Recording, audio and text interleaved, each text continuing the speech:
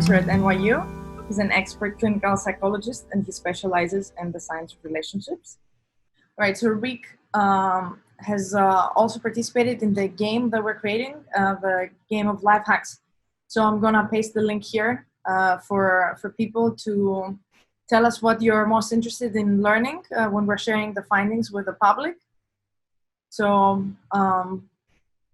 make sure you visit the gameoflifehacks.org to see more when the game has launched.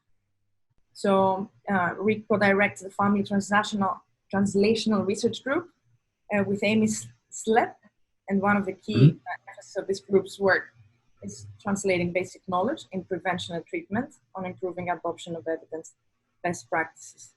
So I'm gonna add Rick's website here as well.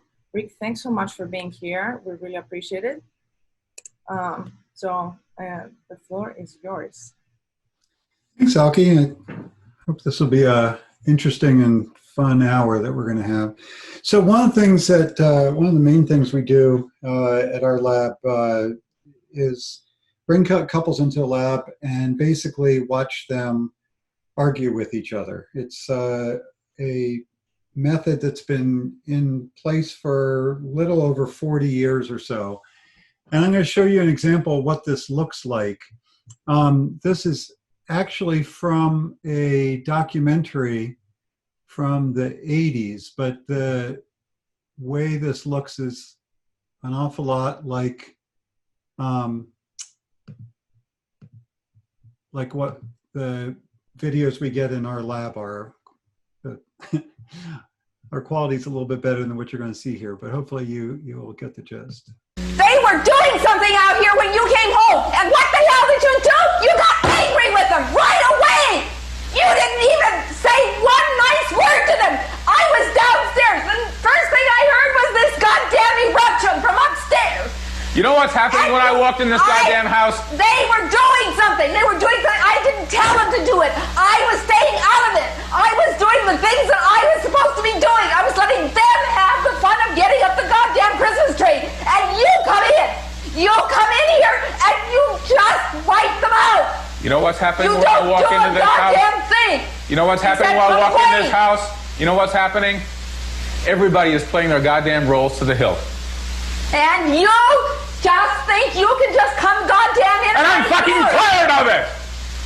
I'm standing here and Mary is pissed at the door because she didn't get her goddamn way. And Edward is standing in the goddamn door with this bemused expression on his face doing nothing. And Robert is sitting here at the table twitching, dangling from the goddamn ceiling. And the dog is pissing in the goddamn kitchen. And I'm supposed to walk in this house and feel happy about what a loving family it is.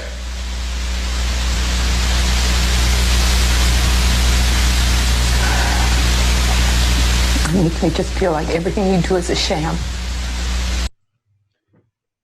Okay, so that gives you a little glimpse into the kind of stuff that our observational coders are watching all the time. So let me switch over to my slides here. There we go. Okay. So I'm going to start off by just giving you a very quick idea of what this research in observing couples has shown over several hundred articles that are reviewed in this paper. Clinically distressed couples, those are people who are, they look like couples who are coming in for couples therapy. They're very unhappy and they're sort of on the pathway toward divorce. Clinically distressed partners compared with non-distressed partners are more hostile, start their conversations more hostily and maintain it during the course of conversation, are more likely to reciprocate and escalate their partner's hostility, are less likely to edit their behavior during conflict, as resulting in longer negative reciprocity loops, emit less positive behavior, suffer more ill health effects from their conflicts, and are more likely to show demand withdrawal patterns. So that's what the literature shows in terms of, I'm going to put the chat window open here so I can see if you have any questions as this goes along. Okay, so that's what the literature shows in terms of watching people communicate and differentiating happy from unhappy couples. And so now I'm going to give you an idea in terms of communication, the literature in terms of trying to rectify some of these things. So this is boiling down, again, hundreds of studies on prevention and intervention for couples and couple skills. So I'm going to go over 4 core skills: communication, problem solving, support, and conflict stopping. With the first one here being communication. So Alki, one of the things I really like about what their group is doing is coming up with these short, easy to remember distillations of a gazillion studies. And so the communication literature can be boiled down into probably 2 key things: be clear and be considerate. And I'll go over 9 different skills that are in the literature, but if all you remembered was be clear and be considerate, you would probably end up acting in a way that would be beneficial to your relationship. So what do we mean specifically by these things? Well, if we break it up into the speaker and listener skills, for be clear, it's being able to be specific, to talk in more concrete, specified language about what it is that is bothering you or what you'd like to see different, rather than talking in generalities. And to share, to bring these things up when they come up. One of the things that happy couples tend to do is very, very brief negative interchanges that, sometimes labeled, squabbles or something that lasts only a couple turns. And they bring something up and they get it out and they either resolve it or vent about it and move on. Not sharing ends up not, is problematic in its own right. So be specific and share. Share positive things, share negative things. You can't get close to somebody in a relationship if you're not sharing the positive things either. So be specific and share.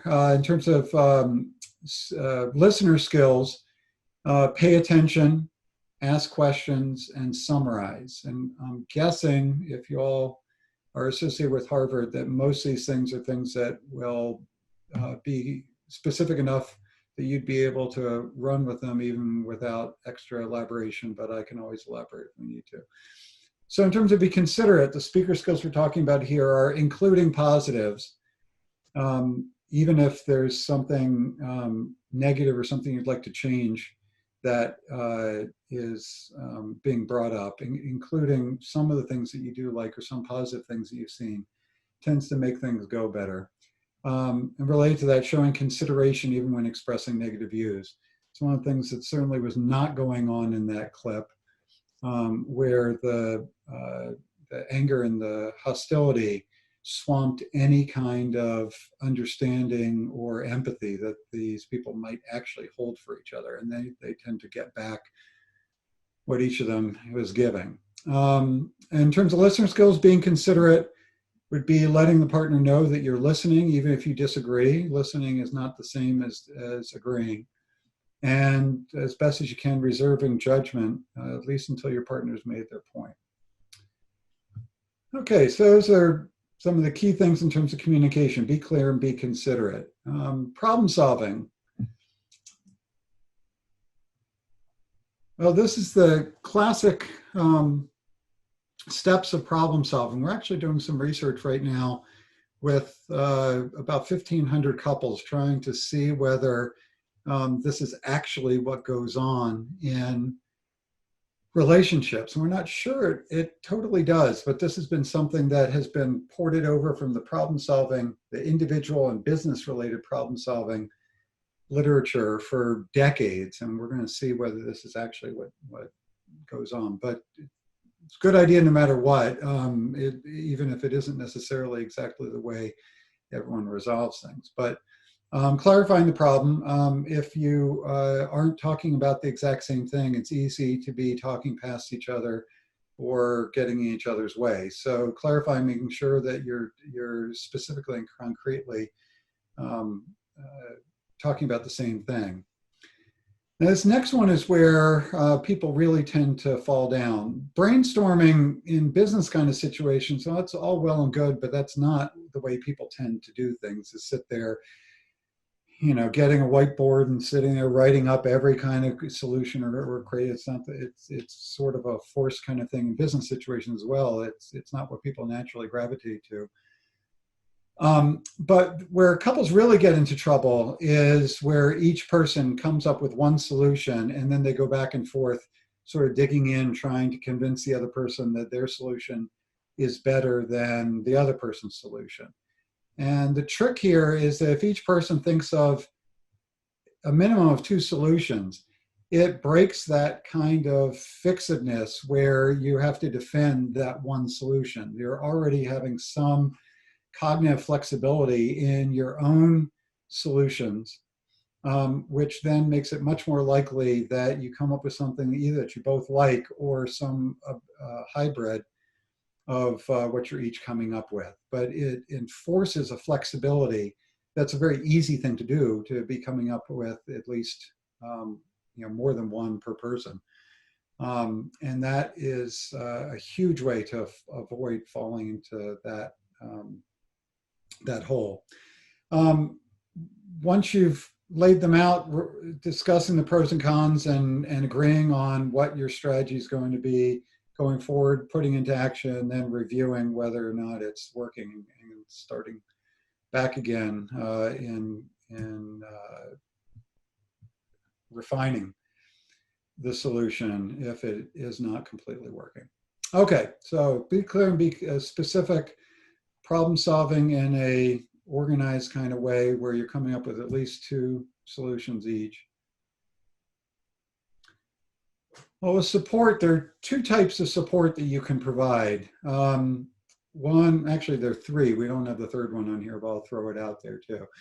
One is that oftentimes people, they're either looking to vent or just express their feelings, not looking to solve anything. They're just looking to be able to let you know what is going on. And they're really looking to feel understood and cared about. Or they're looking to solve the problem. And sometimes that is the third way I was about to say, is looking for some kind of concrete instrumental support there. So they're not looking for you to sit there necessarily talking about the solution as much as just getting up and doing what needs to be done. If someone's got to take the trash out, someone's got to go change a diaper or whatever, the need there is some kind of instrumental support, not communication-related problem solving or venting. So there's instrumental support over here, but in terms of communication, usually there's what people are looking for is to either vent or to problem solve. And being able to know that and recognize if you're providing the wrong kind of support, if you're trying to problem solve and the other person clearly just wants to vent, then switching gears and just switching over to just listening, empathizing, summarizing, clarifying, not trying to solve the problem. Whereas if you pick up that what's really looking for is problem solving, then going through those steps that we just talked about. So 2 main kind of at least communication level support.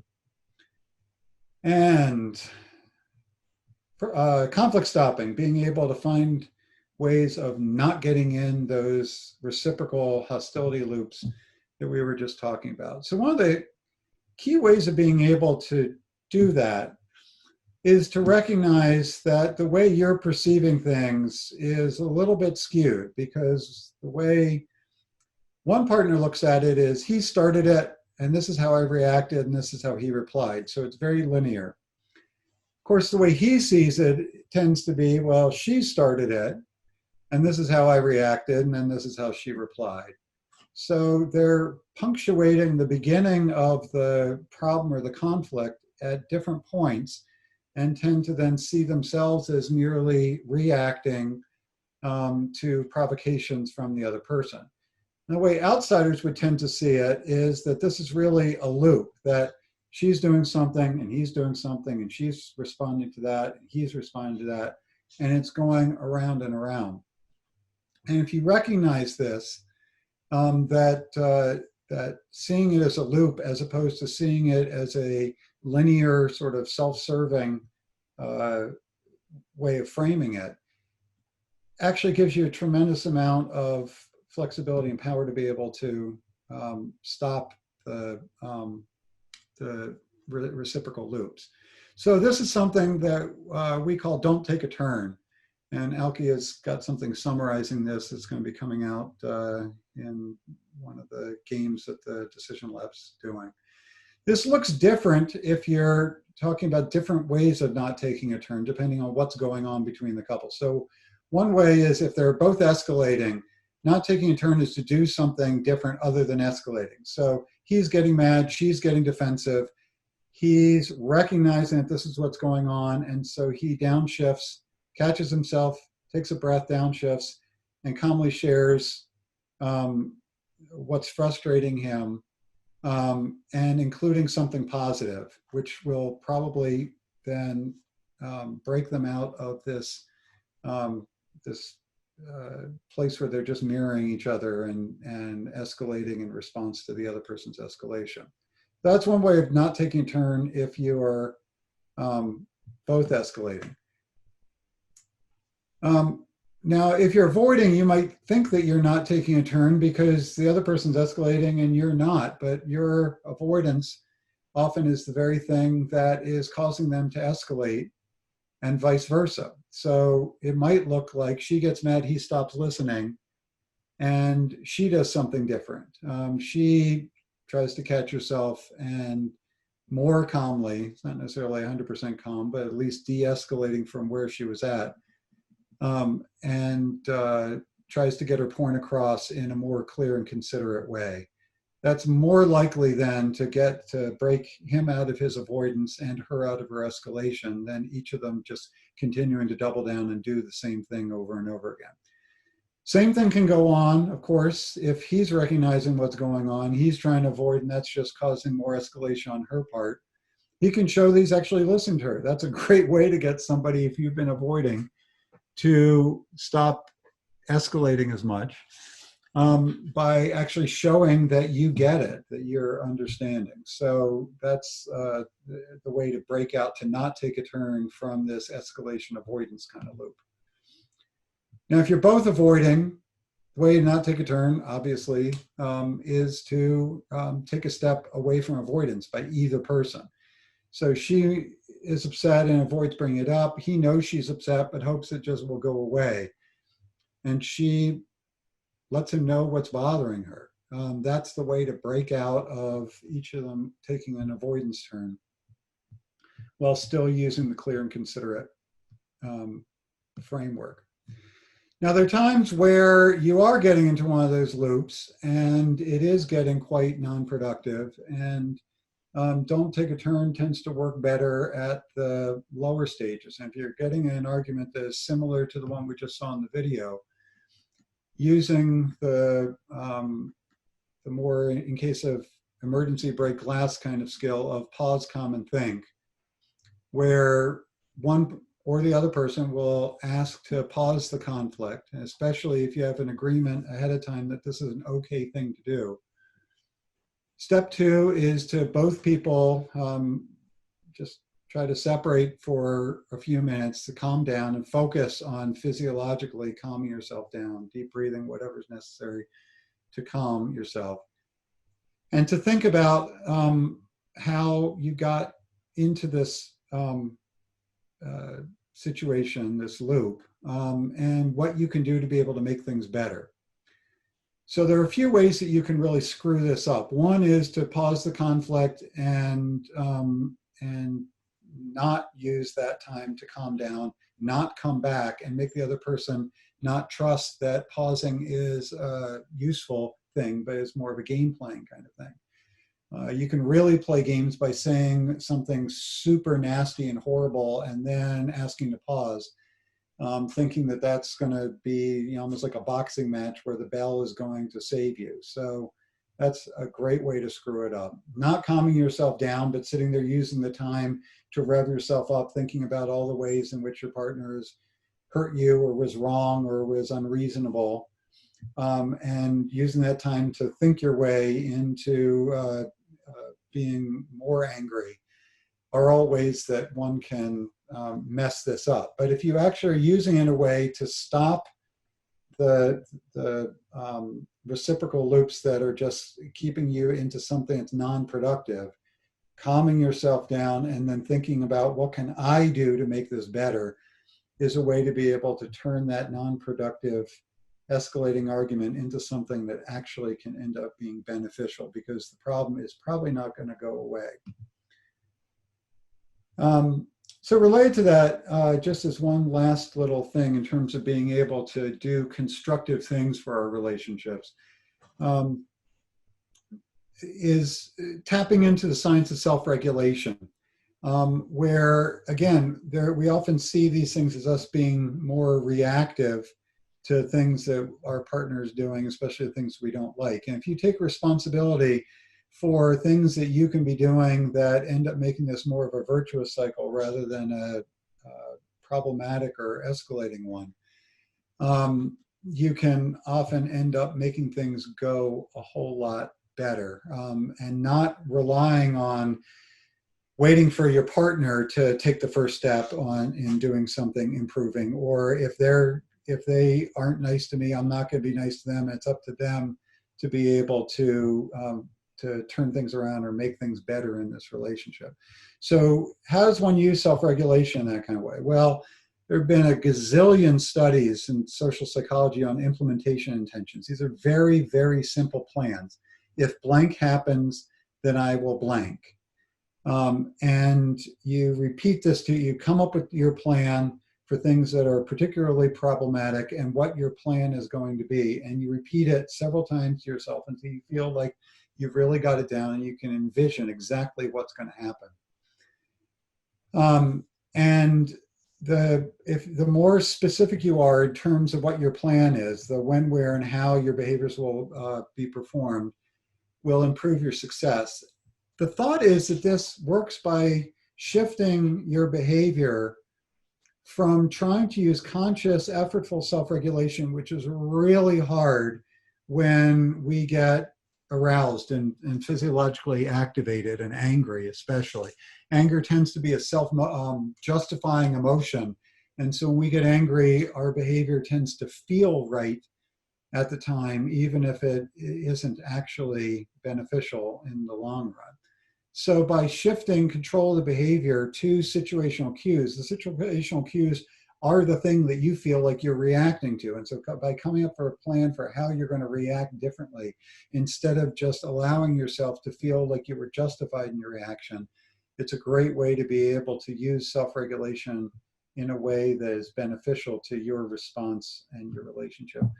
One way to be able to concretely do this, there's an app called Whoop that is from this lab. It's actually people at NYU who I frankly have never met because they're in a different department, but it's outlining the implementation plan, intention plan by having you just concretely say, what is a goal that you're looking for? What do you think you'd gain if you were to exercise that goal? What would the reward be? What would the positive be for trying to change your behavior? What are the obstacles that you see that you need to surmount? And then come up with your if-then strategy and your implementation intentions for how to plan. So that is a quick tour of over 1,000 studies. And hopefully it will have sparked some thoughts or questions that you all might have. So Alki, I'm kicking it over to you as the moderator. Thank you, Rick. That was very well structured, I feel, for us to follow. I'm gonna start bringing questions. Everyone feel free to add your questions as well. So I'm gonna ask the first one, which is, what is the key quality in a successful relationship? The person is wondering if it is compromise, as is often said.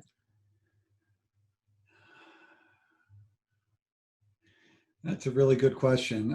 I end up feeling like I don't think science has a great answer to that question, to boil it down to one. I end up feeling like that's one of those going up to the top of the mountain and asking somebody what the secret of life is. But in terms of what I would probably guess the key quality to a successful relationship is to partner with the right person is probably the first thing. And the science that backs that up is a few studies out of Tom Bradbury and Ben Carney's lab at UCLA have tried to look longitudinally with newly married couples and look over the course of several years to be able to see who stays together, who doesn't, and who stays happy and who doesn't.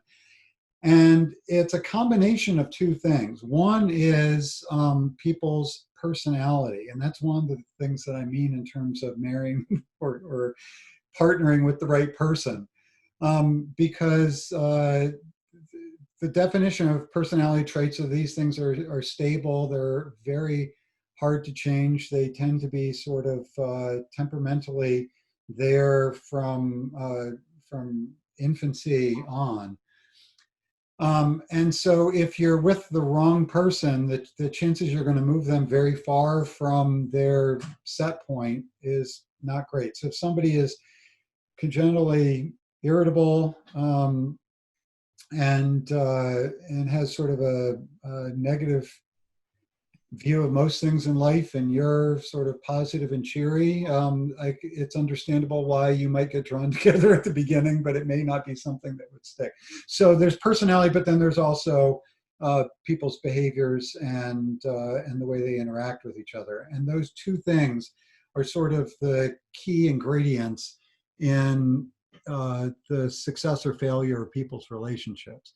And so in that way, I'm going to sort of cheat and say that there are probably two things. One is something that you can exercise some choice over in terms of who you decide to commit to a longer term relationship with. So the personality part is important.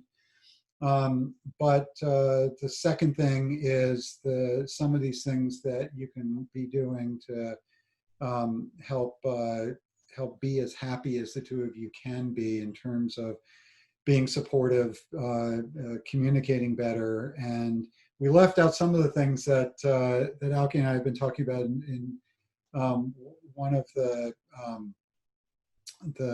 studies that we were talking about that they're featuring from their lab in terms of doing things to be able to keep your relationship fresh and happy. So also doing those kinds of things that are novel, exciting, and bring you some joy together. Probably those three things. So you have to be with the right person, not fall into the pitfalls of things that can undermine your relationship, but also be doing things that actually make your relationship a happy and joyful one. So like any good scientist, I didn't abide by the parameters of the question, but with those three main things, I think that we probably cover most of what's known. Can you tell us more about the exciting and new novel experiences, which I think is going to be very interesting for people to learn if they don't know already? Yeah. This is research. I was fortunately somebody who was a investigator, but not the prime mover on this study. There was a colleague of mine, Arthur Aaron, who studies love, and part of his theory was that what bonds us to each other are novel and exciting activities. And part of the idea is that when you're first falling for somebody, everything that you're doing together is new. At least it's new to the two of you. So it's new and exciting, and it is part of what is the experience that hopefully we all have in terms of falling in love. And the tricky thing, of course, is that, and there's been a lot of research on terms of sort of the chemistry and the neurophysiology behind those first few months and then what happens. But we all know that experience dissipates over time. And despite how heady and wonderful it is when you have it, if you think about how disruptive it is if you are newly in love, it would actually not be a very good thing to be in that state forever, because it probably was not evolutionarily advantageous to be that distracted and in the clouds. But it does tend to fall off. And that doesn't necessarily mean that your relationship satisfaction also has to fall off in the exact same way. And Art Aaron's theory was that it is doing things that sort of capture that that bonding, both physiological and psychologically, keeping your synapses crackling kind of thing. And he did a series of studies that really demonstrated that it's not just doing sort of nice activities or things that are sort of warm and enjoyable, that you get a real boost in satisfaction that's lasting from continuing to do new, and the activities have to be new. It doesn't have to be completely novel, but it has to be out of the ordinary. So what all of us tend to fall into is the things we like to do. So if we like to go to the movies, we go to the movies, or we go to dinner, or we go for a walk, or whatever it is. And that ends up, it's an enjoyable activity, but it loses the sparkle because it becomes ordinary. So doing something out of the ordinary and something that is exciting. It's not just sort of warm, but it is something that makes you feel like it is sort of invigorating. That's going to be one of the interesting things with COVID, because an awful lot of our go-to activities outside the home are now novel again, because we haven't gotten to do them for a long time. And so going out to a movie is going to be new. It is possibly life-threatening, and so it's going to feel a lot charged and exciting too. So we're all going to get a bit of a reset there. But you don't have to do this all the time, but being able to throw that in the mix is one of the things that research shows it helps ward off this sort of decline into companionate but more boring kind of relationship. Rick, I'm going to take you to more a different type of questions now. Question is, and we have a couple of those, when communication has broken down between spouses and things are on the road to separation or divorce, what is the best way to break down the communication wall and get back in the ring? It's some of it really depends on where in the sort of cascade toward disillusion, separation, and divorce one is. If it's earlier in that cascade, some of the things that we talked about are the things that are in couples therapy that has a decent track record. It doesn't obviously save everyone's relationships, but those are some of the key things. As it starts to deteriorate beyond that, there's often such hurt and anger that it's hard to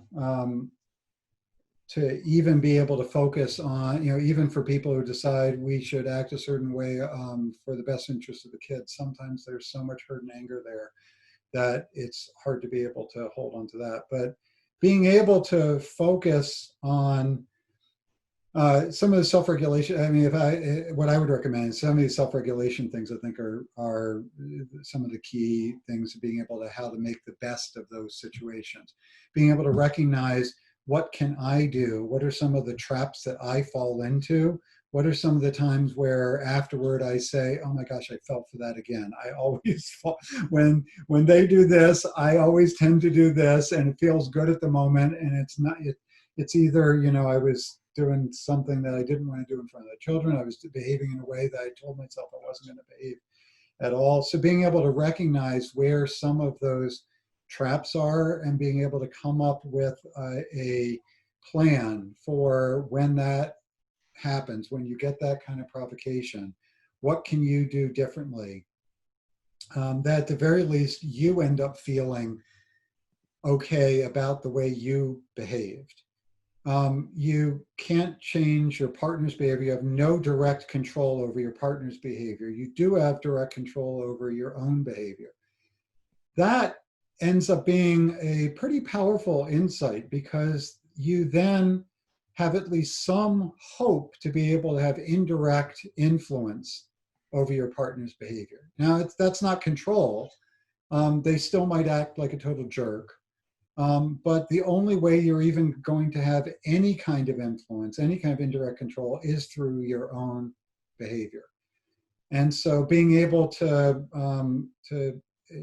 in the best of all worlds, you're both able to agree on what is still important to the two of you. Often, if kids are involved, it's their well-being and trying to keep them out of the middle of conflicts.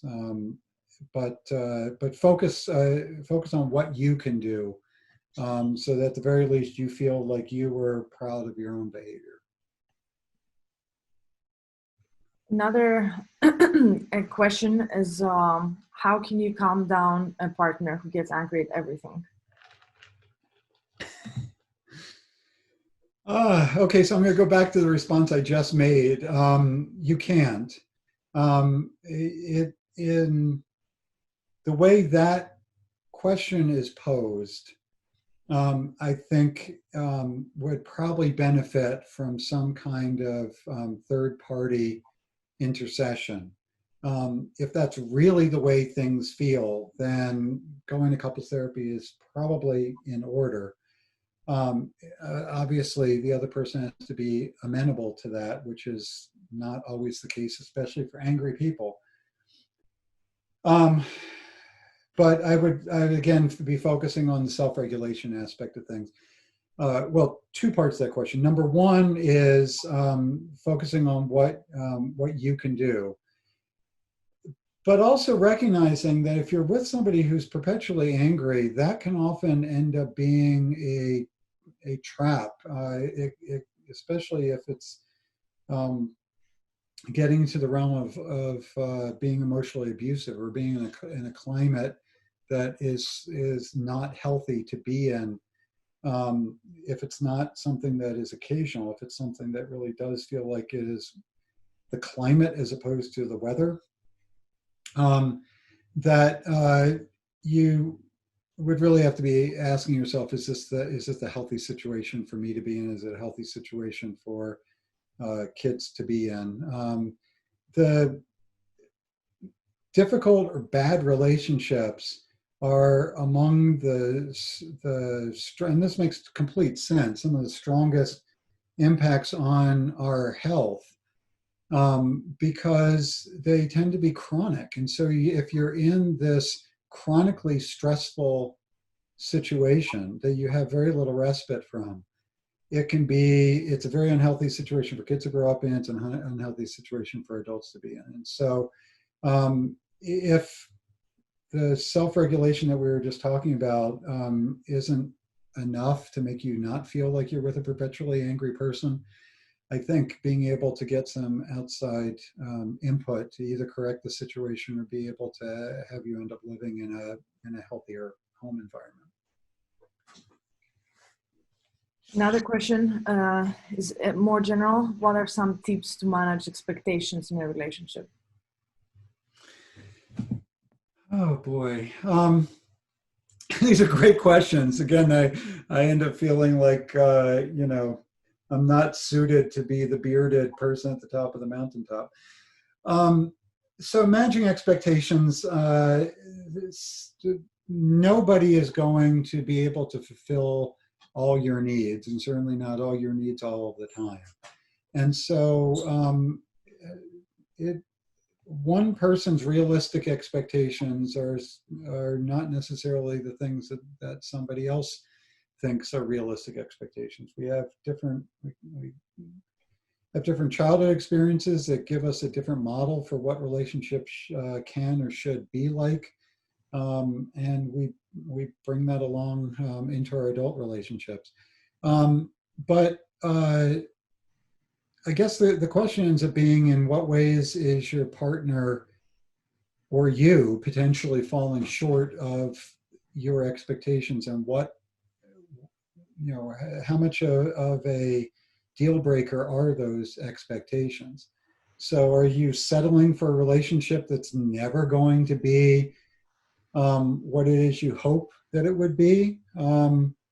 And are in that way, are your hopes that things will magically change? Is that the kind of expectation that your partner, like we were talking about earlier in terms of personality, that they're just going to end up being a different kind of person than they truly are?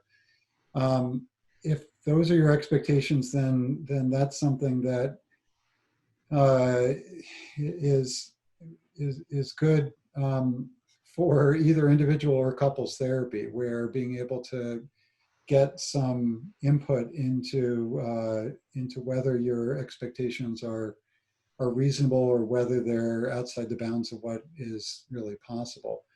Or are they smaller kinds of things where the expectations are, that our relationship is getting sort of stale, and what can we do? Is that the way it has to be, or can we do anything about it? We talked about that. I would like us to be treating each other more respectfully, and I have expectations for what that could be like, and we talked about some of those kinds of things too. So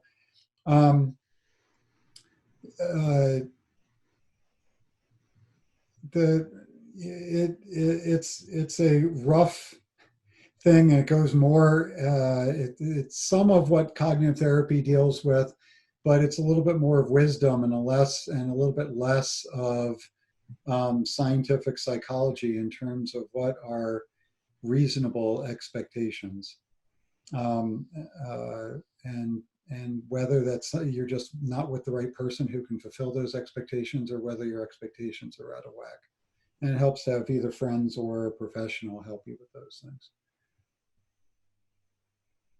I think this is kind of a follow-up on the previous question. Since our personalities, likes and dislikes, values and morals become more solidified as we age, is there an approximate age range that is considered best for marriage, since individuals' adaptability levels are seen to be highest at younger ages? So I guess if we can tie that up with expectations. Well, I mean, the average age of marriage has been increasing,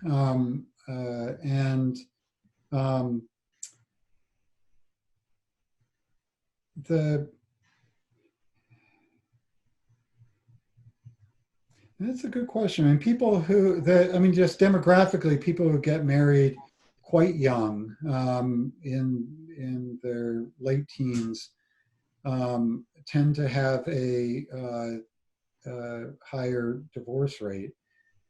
On the other hand, as we get older, we don't always get wiser, though, too. I mean, second marriages are more likely, and subsequent ones are more likely to divorce than first marriages. And I don't know whether there's any, I'm not aware of the research, there may be some, in terms of whether there's sort of a absolute sweet spot for that.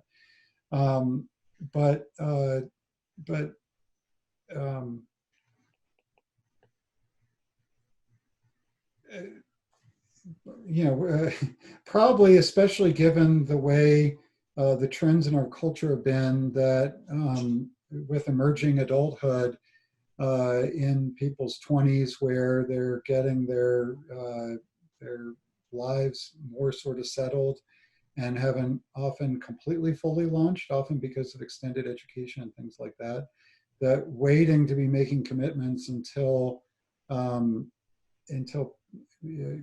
people feel more stabilized on some of those things. But I think it's hard in terms of age to have that. I mean, I think that that's going to be, it's probably going to be a marker. It'll have some association, but some people are more able and ready earlier than others. And so I don't think age is going to give us a magical amount. There is a question, you kind of brought it up a little before, that if you grew up in a broken household with terrible parenting, how can you remove that fear so you can start your own relationship.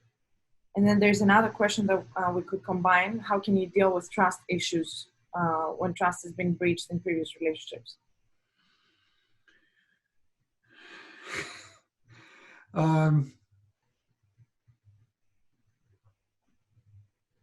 Well, to the first question, I mean, I think that some of what is implicit there is the self-awareness that what you grew up with was not a model for the way you would like your relationship to be. And being able to use that self-awareness, both in terms of our choice of partners, which is often where these things fall down, where we end up, you know, that we talked about personality, but one of the things that is, you know, mysterious in all of this is, at least in Western cultures where people get to choose their partners, or any, whatever culture it is, where people have choice in their partners, who we fall for is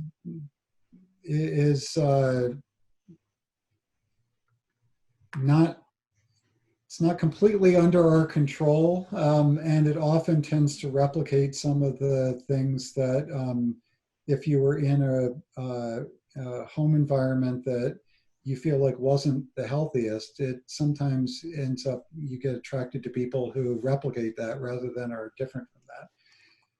Or they're different from it, but not in necessarily good ways. So you end up getting involved with somebody who you think of as really stable, but they're actually really pretty boring too. And so while that solves one problem in terms of providing the stability that you crave, it introduces another problem where they also don't evoke the kind of excitement that you also crave or need. And, you know, 10 years down the road, you end up meeting somebody who hits both of those things, and it blows up the first relationship. So, but going back to what I was saying earlier, the self-awareness of what you feel like was lacking in your early models, what it is you're hoping to strive for, and then continuing to work on being able to try to substitute or learn behaviors and ways of interacting that are different or better than the ones you grew up with. And in a lot of ways, that's sort of the challenge for all of us, to just do better than what we were brought up with, and pass along to our kids something that was, you know, you might not hit it out of the park, but if you just did better, then that's at least moving things forward. But it may require prevention interventions to be able to get off on the right foot. And there are several evidence-based ones that are good for that. Could involve either individual or couples therapy as well. The trust issue, I mean, trust often goes along with, I mean, sometimes it's affairs, sometimes it's something that is other kind of major breaches in expectations. It's one of the things with relationships that trust is very, very difficult to rebuild. Well, you know, it's a bit of a Humpty Dumpty kind of situation. Even if you're able to patch things up, it, depending on what the breach is, whether it's an affair or hidden drug abuse or other kinds of things that make it difficult to trust, it's something that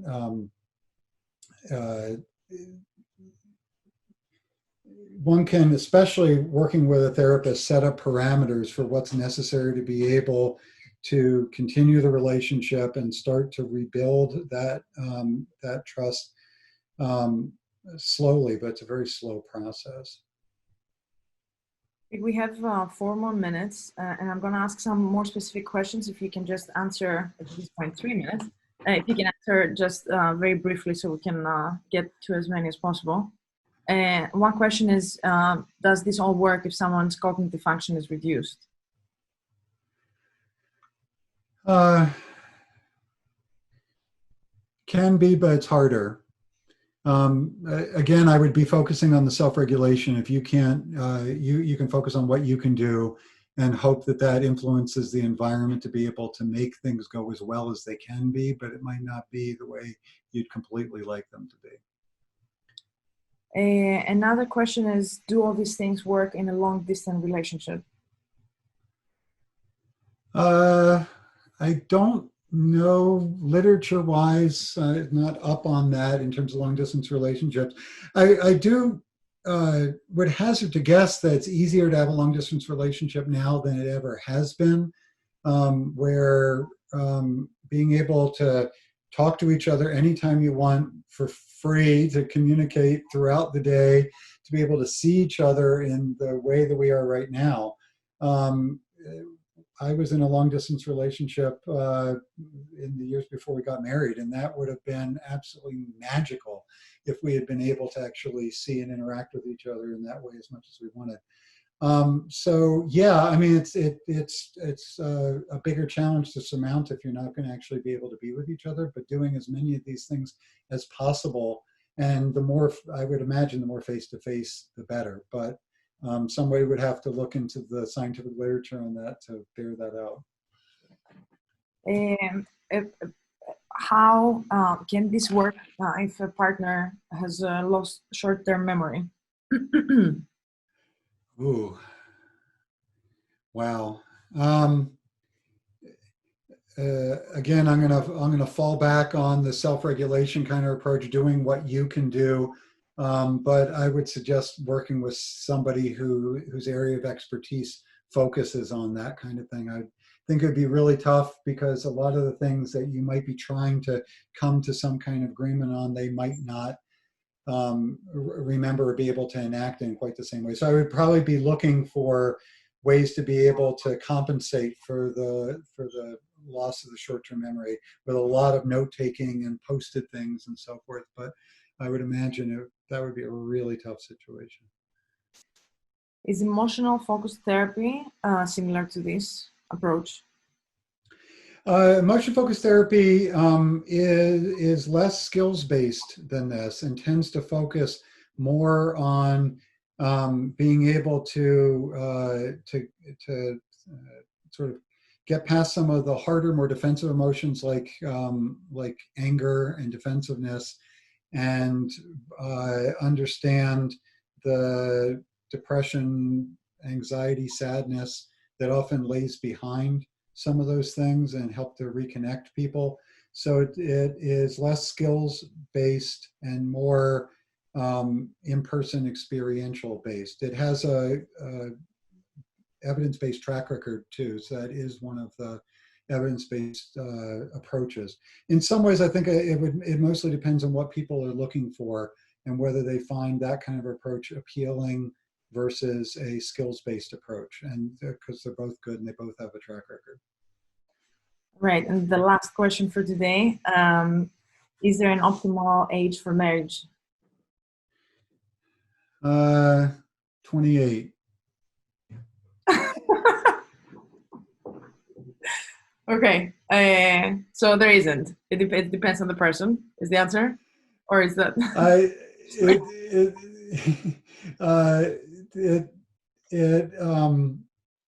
It is more, what's more important for a satisfying relationship seems to be being with the right person and having doing the right kind of things to be able to solve the problems that inevitably come up, and do happy things to either support each other through the troubles, or to be doing things that maintain the excitement and the passion in relationships. And at whatever age you find that, then hang on to it. That's my answer, my snappy answer. All right, Rick, thanks so much for everything. I think that was very informative and helpful for everyone's lives. So thanks so much. And I shared the link for the next Monday. Thank you for the clubs and the associations that are part. Thank you to Stuart, the president of the Harvard Club of Merrimack, that is here but unable to use the camera for today. And we'll see you next Monday. Thanks so much, Rick. Thanks.